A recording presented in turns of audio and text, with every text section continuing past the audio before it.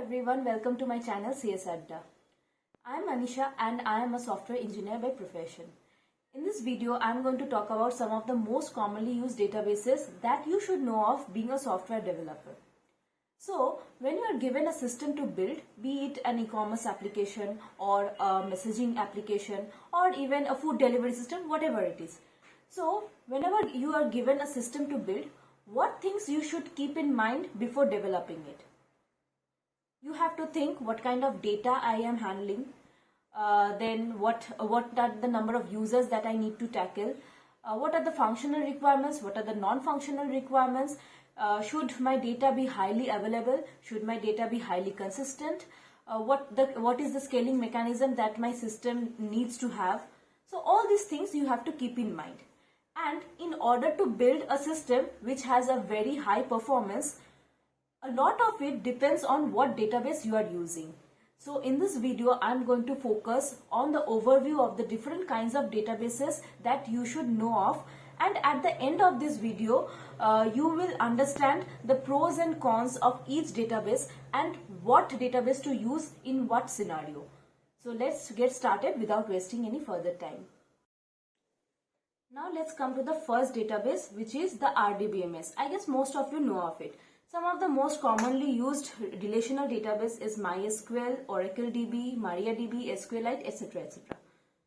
So let's take the example of e-commerce application where I have to store the details of the orders which I have in my application, right? It is not possible that one order is having certain number of information and another order is having a completely different set of information. It is not possible, right? So in this case, we can say that the order details, the data of the order details is strictly structured or strictly formatted. Okay. So in our relational database, we store data in a table format, and in each table, every data have the same set of columns. So here also the data is structured. So we can safely use order details, we can safely use the RDBMS to store the order details of an e-commerce application. Okay. So any kind of structured data can be stored in an RDBMS. Okay. So let's have a look of the order details table. Okay. So in this table, I have the order ID, product ID, user ID, quantity, status and payment ID. Now let's say the requirement is for a single order, I can buy multiple products. Okay, in the same order, I can have multiple products. In that case, I need to just divide this table and store the common parts of the order in one table and the common parts of the product and order in another table. Okay, in order to normalize our data, we have to divide this table. So the table structure then becomes like this. In the first table, I have order ID, user ID, status, payment ID, and in the next table, I have order ID, product ID, quantity. So far, this is very simple. Okay. So in what we know that in order to have structured data, we can use relational database. Okay. So one of the most important property of RDBMS is the ACID property. In this video, I am not going to discuss the ACID property in details. If you want me to make a different video on ACID property, please write it down in the comment section so that I can make a different one. But for now, just briefly, I am going to say atomicity means that every transaction in the database will either execute fully or will not execute at all. Consistency. After the execution of a transaction, the data should be in a consistent state in the database. Isolation. It may happen that two transactions are executing parallelly. It may happen. So in that case, after the execution of both the transaction, it will look like that they have executed sequentially and not parallelly. There should not be any race condition. And at the end is durability, which means that the updates we have done, that the additions we have done is never lost. It always stays in the database. Let's see one example for what an inconsistent data means in a database. Suppose I am transferring $50 from account A to account B. So I have deducted $50 from the balance of account A, but I have not added the $50 to the balance of the account B. So at the end of the transaction, if this is the state of the database, then we can say that it is an inconsistent state, and RDBMS never allows this kind of situation. In case there is any inconsistency in the data, it will automatically roll back the transaction.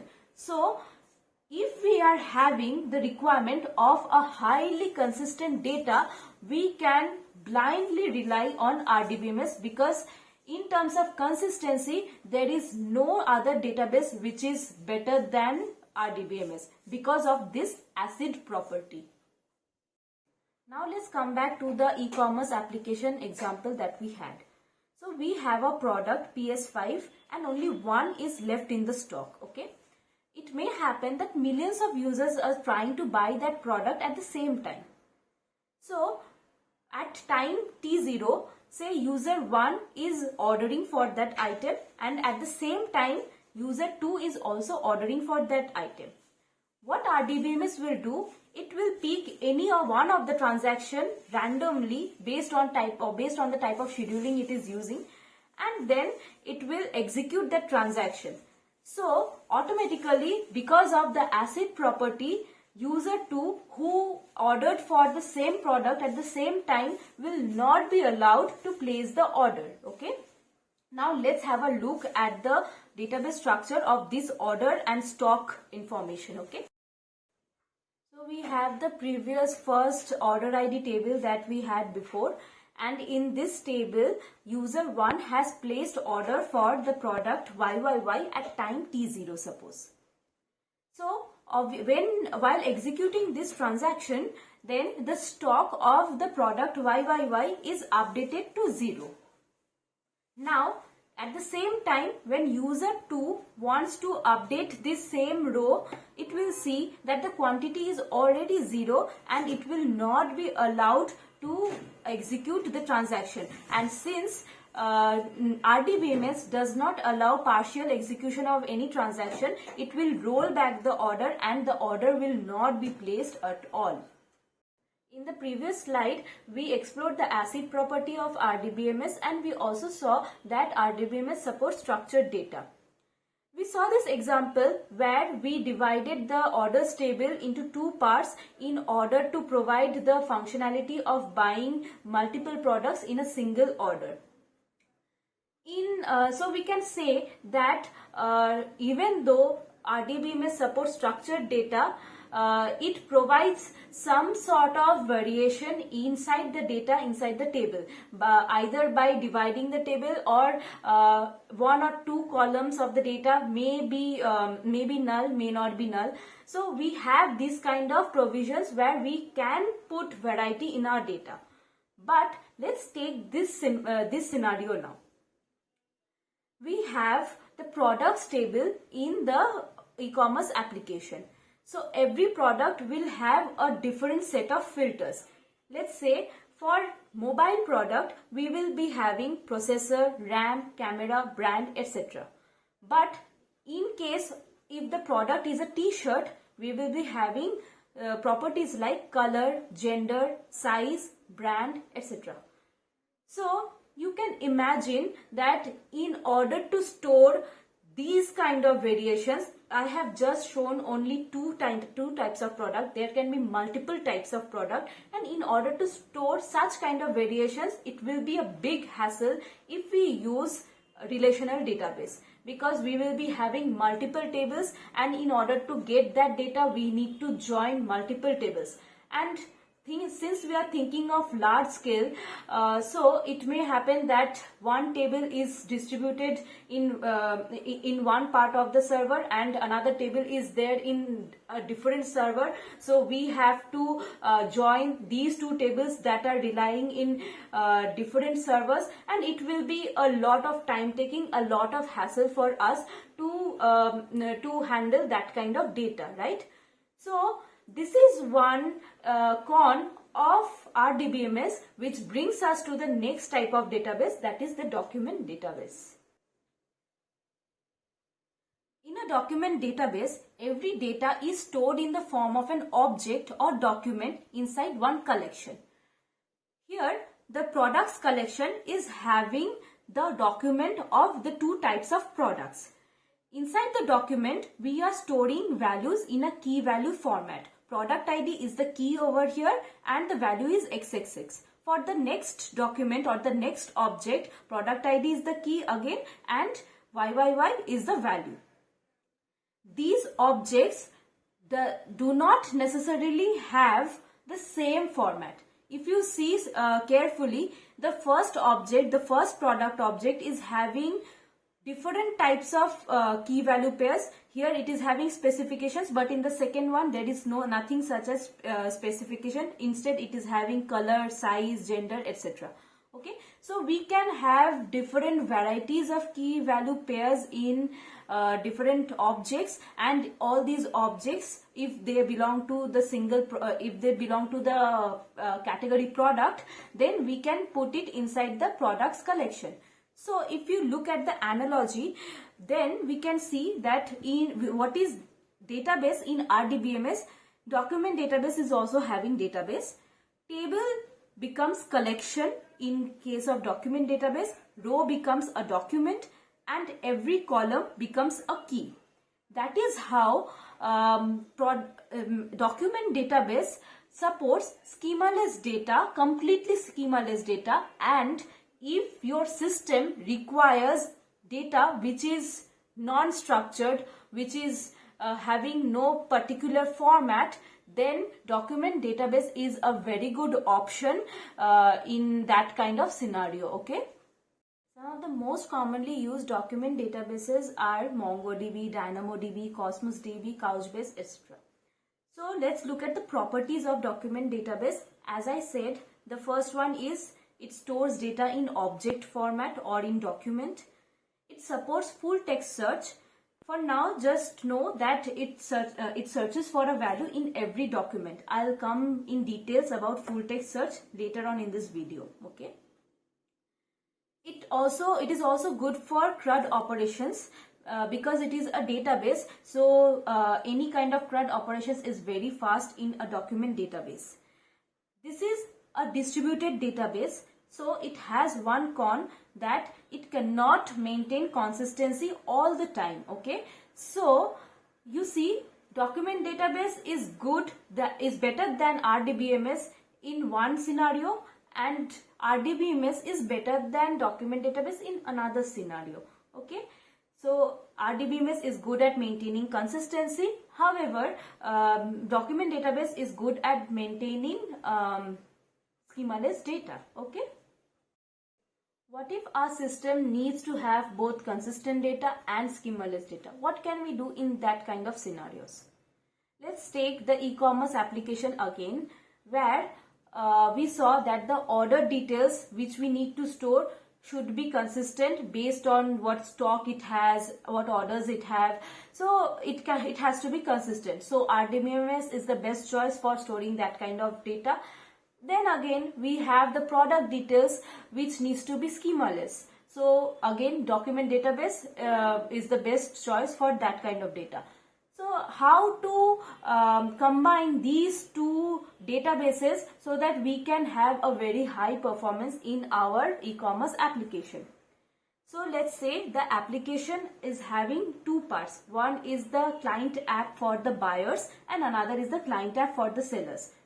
Also note down that this is not the exact system design for that for any e-commerce application. It may vary. I'm just showing one example and a part of that application. Okay.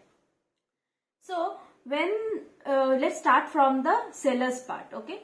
So the when the seller is trying to add a product or update or anything to our system, then that request will go to the service, and that service will make a request to the products collection, that is the document database, because here our data is schemaless. Okay, so we are using document DB for adding, storing any kind of product. Now, when the buyer tries to search for a product, the buyer can give any kind of value, right? And document database supports full text search, and it is a schemaless database. So in that kind of scenario, because we have to have filters for all kind of products, so when the buyer makes a search request, it goes to the product search service, and this product search service will make a request to the products collection, that is again a document database. Now the same buyer's app is making the or is placing the order. Okay, when an order is placed, it will go to the place order service, which will contact the orders database, which is a relational database. Why we use relational database? It is again the same reason, because of the consistency, because of the ACID property. Okay, so in this relational database we are having the tables of orders, stocks, payments. So here now you see, in this application we can easily maintain the consistency of the orders and also maintain the schemaless property of the products. So that is how we will be combining both RDBMS and document database in our system in order to get a very high performance. You can also say that along with the order database, we can use a cache, maybe Redis cache or anything, in order to provide a better performance, faster retrieval or anything. We can do it, but as I said, this is not the exact design for an e-commerce application. When we actually try to design this system, there will be much more additions. I am just explaining the database part. Okay. Now let's get a brief idea of what full text search is. Let's say I am searching for a product XXL t-shirt. Okay, and I have these many objects in my collection. So what will it do? It will search for these values in every document, and if that document has that value, then it will retrieve that data in the read call. Okay. So for the first one is having XXL and it is a t-shirt, it will be retrieved. Second one same, third one same, fourth one same. Now the next search value is XXL t-shirt of brand ABC. Now since I have added the ABC brand, only the second and the fourth document is having the brand ABC, so those two data will be retrieved. Now I am adding another condition, white XXL t-shirt. In that case, only the last data will be retrieved, because it is having all the three conditions. All the three conditions are searched in that document, so that document will be retrieved. So this is how full text search happens. There are also many other enhancements, also many other additions, but for now full text search is this, and this much of information is more than enough for you to proceed further in this video. Now let's come to text search engine. Some of the most commonly used text search engine is Elasticsearch, Solr, etc. So these provides the same functionality like the document database. If your application needs brilliant searching functionalities, then it is always recommended to use text search engine over document database, for a reason, because it provides full text search that document database also provides, but it has way better indexing than document database, which makes the data retrieval a lot faster than the document database. Okay, because of this, text search engines are recommended to use when your application needs good searching functionality. For example, in case of an e-commerce application, it also provides fuzzy search. Now, what fuzzy search is? Let's say I want to search for mobile, but I have mistyped the spelling as MOBLE instead of MOBILE. So if you see, the edit distance between these two words is 1, because I need to insert one extra I in order to get the right word. Okay, but That doesn't matter in case of text search engine. In case of document database, it will matter because the word is not exactly same. But in case of text search engine, it doesn't matter because it will look for the words which are matching to this word we have typed, and then it will retrieve the data. But there is one con for text search engine for which we should think of using database and then use a text search engine over that database. Why? Let's discuss now. As the name suggests, text search engine is a search engine. It is not a database. So whenever we make any kind of update or any kind of addition to the text search engine, the rights may get lost. Okay. So in that case, what we can do, we have to have a primary database over which text search engine will be applied in order to provide the search facilities. Okay, we cannot just use text search engine as our primary database, as it is not a database. The reason I am discussing it in this video because it is also a storage property and it is also widely used in system design, but it is not a database. It is a search engine. Sorry. So in this application, e-commerce application, again we have the client side app for the sellers. The seller will try to update the product, or delete, add, whatever it is. It will call the product service, and then it will add the product to the document database, which is the products collection. This is the primary database for our application. Okay. Now it will also update the product search engine. It may happen that you can use any real-time streaming messaging platform such as Kafka or something in between, but for now I'm not using any such thing. I'm just showing that from the product service it will also add the product in the search engine. So what will happen from the client, from the buyer's side, when a search request is made, the product search service will search the product search engine in order to retrieve the data. So all kind of writes is done in the products collection DB, and all kind of searches are done from the search engine. So we are leveraging both the functions of text search engine and document database, and then we are making the performance of our system very good.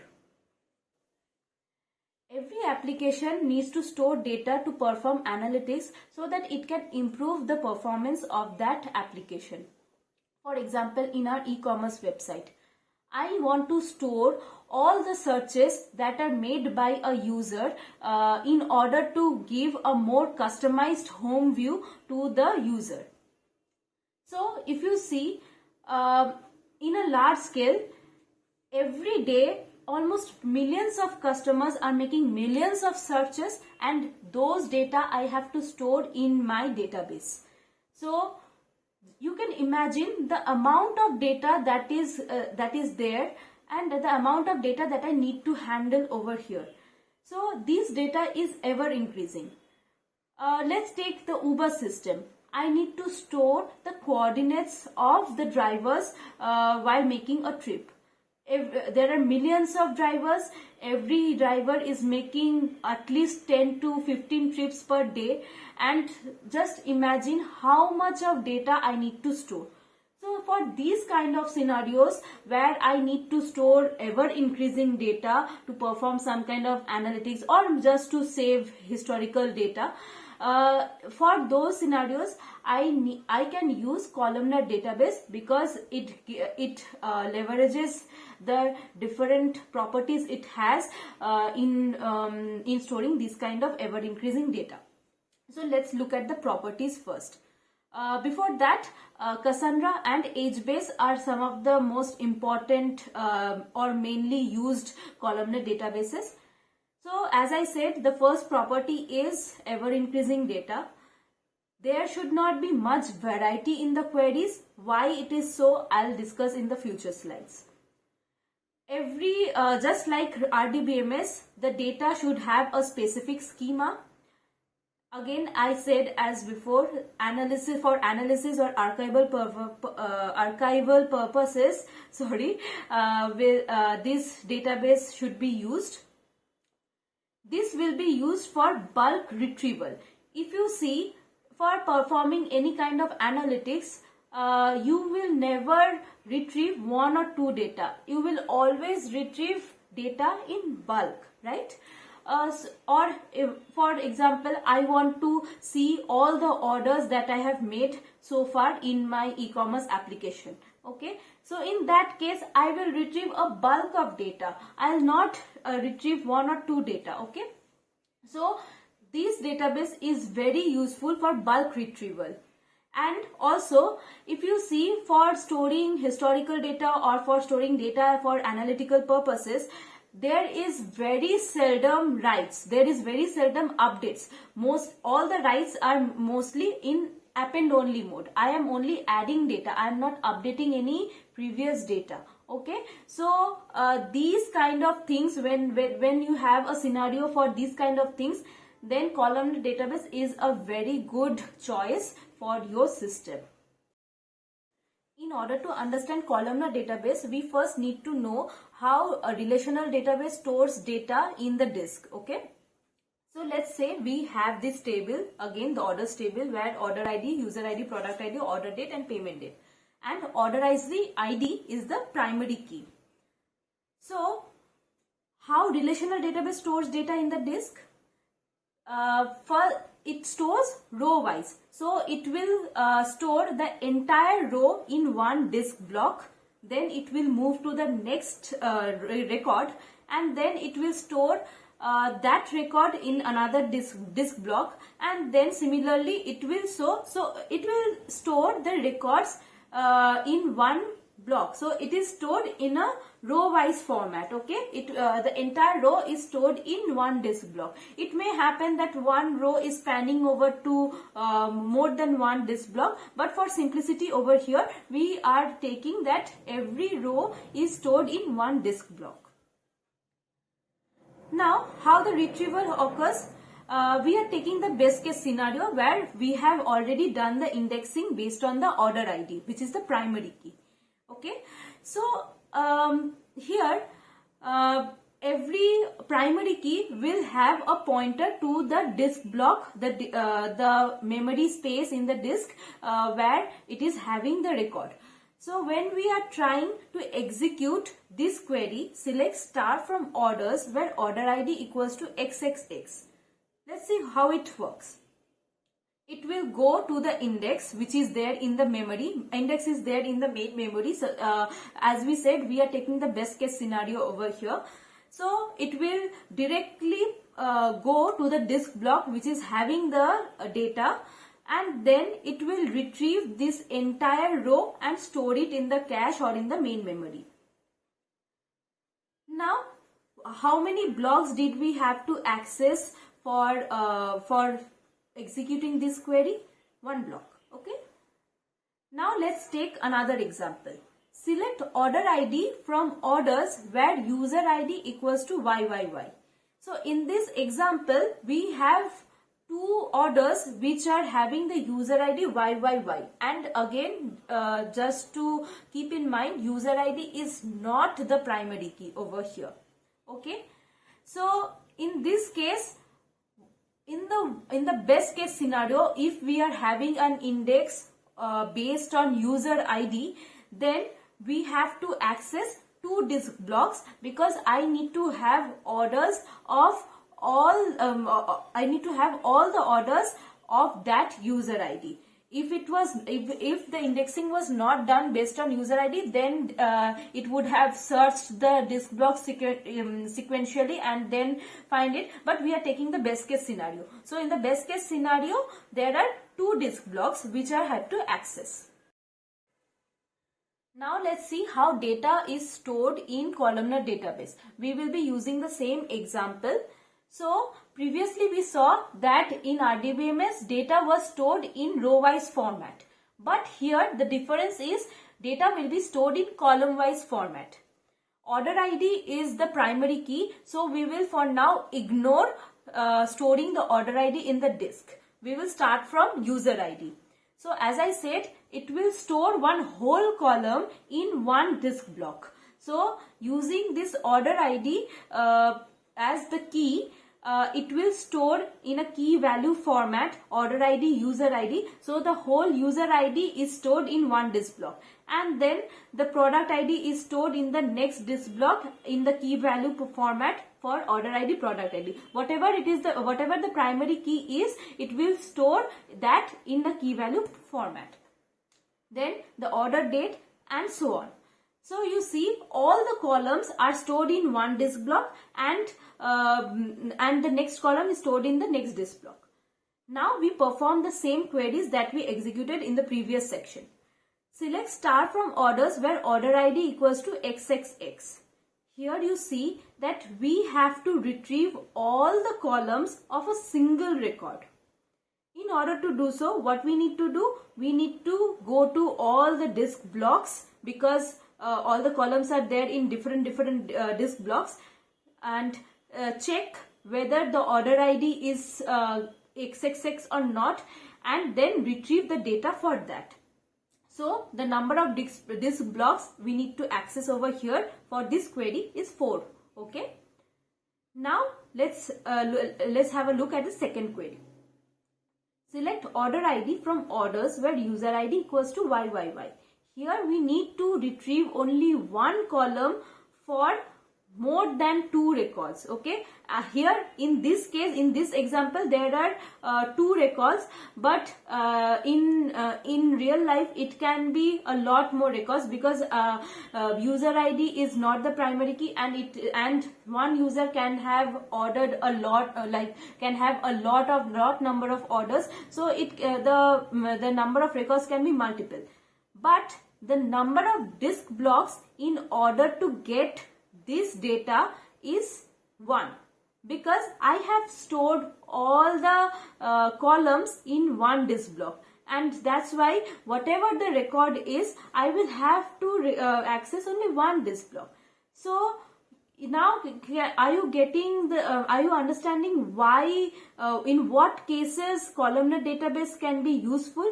So whenever we are trying to retrieve a single information for a bulk number of records, then you see that columnar database is very useful. However, if you are trying to retrieve one or single data, then RDBMS is a better option. So if you remember, in the beginning I said that in columnar database we can perform only limited variety of queries. Why is it so?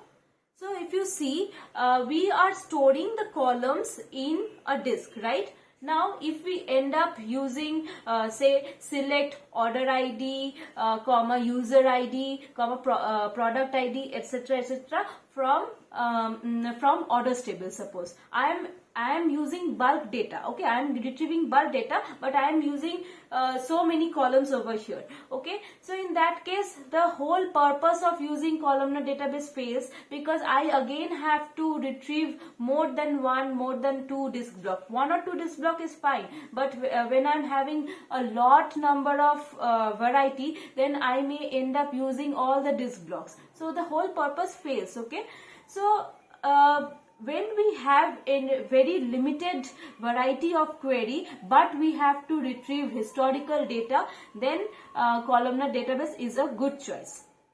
Now if you see very carefully, in case of storing analytic kind of data, or in case of storing historical data, we will be either the variety of the queries that we will be using is very limited. Either we will be using get all the orders of a particular user ID. In this case, user ID and order is the only thing that we are using, or maybe get all the products searched by a user. Okay, here we are using user ID and product ID. So we are making very limited type of queries. Or maybe what are the, in case of chat application, what are the messages that are sent or received between user 1 and user 2. So the variety is very less. Okay, so we can very easily use columnar database in such kind of scenarios. Okay, so let's have a look of what kind of databases what kind of data can we store in a columnar database for a particular type of application. Let's say if it is an e-commerce system, then we can store products ordered by a user, count of orders of a product, reviews for a product, product searched by a user, total payment received, etc. There can be many others, but these are some of the cases which I have said. For a cab booking system, say, it can be coordinates of a driver, trips by a driver, ratings of a user, ratings of a driver, trip coordinates, etc. Then in case of a messaging app, I can, as I said, messages between U1 and U2. Then bank account transfer, for a banking application, we can have all the historical bank account transactions. Then in case of streaming system, then user interactions on the videos. So all the kind of data, all kind of information like this we can store in columnar database. Now let's have a look of how we can leverage the advantages of RDBMS and a columnar database in our system in order to have a very high performance. Okay, so let's come back to that order details. So in an e-commerce application where millions of users are placing millions of orders in maybe one day, so the number of orders is ever increasing, right? But then again, I have to maintain the consistency of the orders and the stocks which we saw in the first part of RDBMS, right? So how we can use that thing? So in this application, we will have two databases. One is the relational database for storing all the ongoing orders which are recently placed and not yet completed. For example, if the order has been placed but not yet delivered, so those kind of ongoing orders are kept in the relational database. And another database is there which is a columnar database which will store all the historical orders. If you think very carefully, once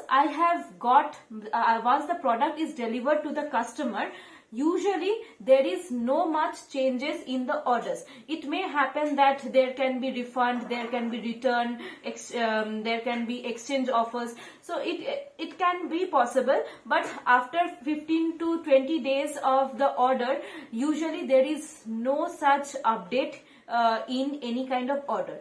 So what we can do, whenever we are having in any ongoing orders, we will store in the relational database, and there will be one batch process, a background process, or a cron job which will copy all the completed orders from the relational database to the archival, that is the columnar database. And this will happen in the background. We don't have to think of it. So we can do this kind of thing where all the completed orders will be shifted to the archival database. And then if the user requests for reading all the orders that he or she has placed so far in this entire from the time that he or she has signed into our system. So what will it do? The order read service will get data from the relational database and also the historical data from the columnar database, merge the two data, and then give the data to the client. Okay. So this is how we are leveraging the advantages of both the types of databases in order to have a very high performance. Now we will look at another variation of columnar database, which is the time series database. So it is same as columnar, but it is more useful when you have metric kind of data. For example, you are building an IoT system where a sensor is continuously sending the readings to your database. So In that case, it is again an ever increasing data, only append mode, and but it is a metric kind of data. So for those kind of data, or maybe you are building a health monitoring system, or maybe any system performance data is coming to you. So in that kind of cases, time series database is a very good option to store metric kind of data. It is having an auto-generated timestamp column which is used as the primary key. In the Columnar database, it was not there, but here we will be having an auto-generated timestamp column. Again, it is in append-only mode, and again it has bulk reads. In most of the application nowadays, we have to deal with media type of data. So for example, in e-commerce applications, we have the images of the product, videos of the product, and it is a very bad idea to store blob kind of data in the database. Okay, so now what we can do in such scenarios? There are media storages available nowadays where we can store our media files, and then they provide a link for that file. That link we can store in our database so that we can refer to that link whenever we are trying to access the media file for that record. Okay, so let's take the same example of e-commerce application where we are storing the product and the images of those products in the products table. So in this case, we are having multiple images for a single product. So for the product ID, we are having one image URL and also is covered image, which says whether that is a cover image or not. The image URL is nothing but the link of the files that we have stored in the media storage. So what is the process, overall process? In the media storage, I will upload the files. They will provide us with a link. That link will be stored in our database. So the most important, the most common media storage nowadays is the Amazon S3.